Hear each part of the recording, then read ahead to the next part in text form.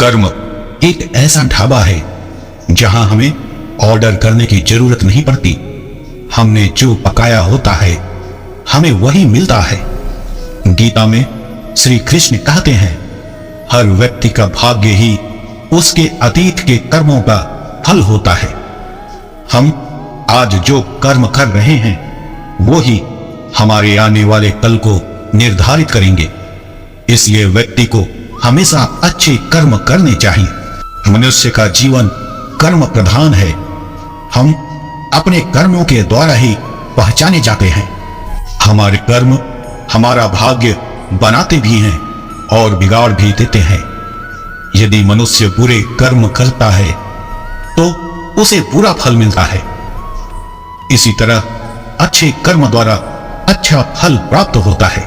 ना सिर्फ इस जन्म में बल्कि हमारे सभी सुख और दुख की प्राप्ति और अनुभव हमारे पूर्व जन्मों में किए गए कर्मों का परिणाम है। इंसान कर्म करने में मनमानी तो कर सकता है लेकिन फल भोगने में नहीं। कोई भी कर्म करने से पहले एक बात का ध्यान हमेशा रखना चाहिए कि ईश्वर की नजर सब पर है। कर्म का फल इंसान को उसी तरह ढूंढ लेता है जिस तरह एक बछड़ा सैकड़ों गायों के बीच अपनी मां को ढूंढ लेता है।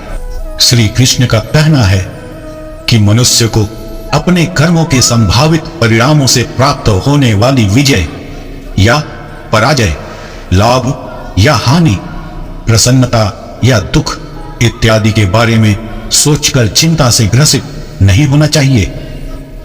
जीवन में हर व्यक्ति कुछ ना कुछ कर्म करता है।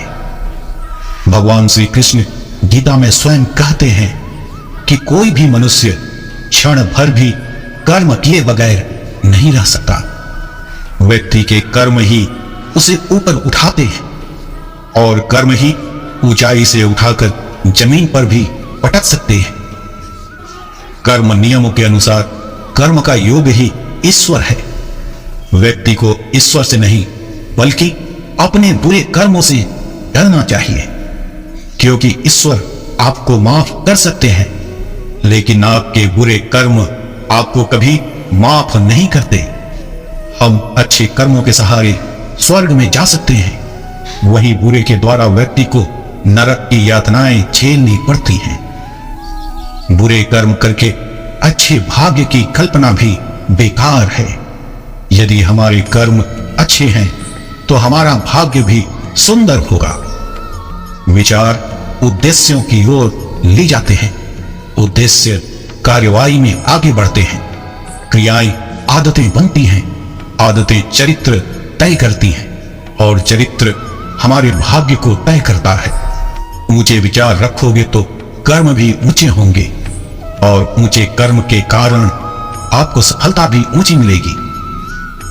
यदि अच्छा बोया जाता है तो अच्छा एकत्र किया जाता है। जब सकारात्मक चीजें बनाई जाती हैं तो वह अच्छी तरह से लौटती हैं।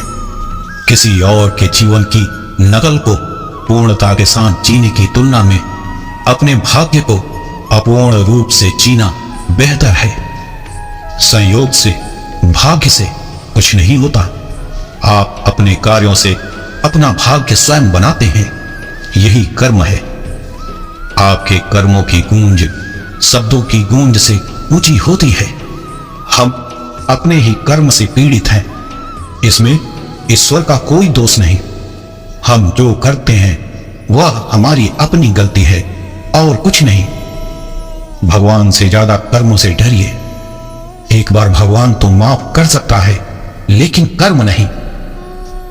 भगवान श्री कृष्ण कहते हैं, सही कर्म वह नहीं है जिसके परिणाम हमेशा सही हों, बल्कि सही कर्म वह है जिसका उद्देश्य कभी गलत ना हो। अगर आपकी अंतरात्मा और आपकी नीयत साफ है तो इस बात से कोई फर्क नहीं पड़ता कि कोई आपको अच्छा कहे या बुरा।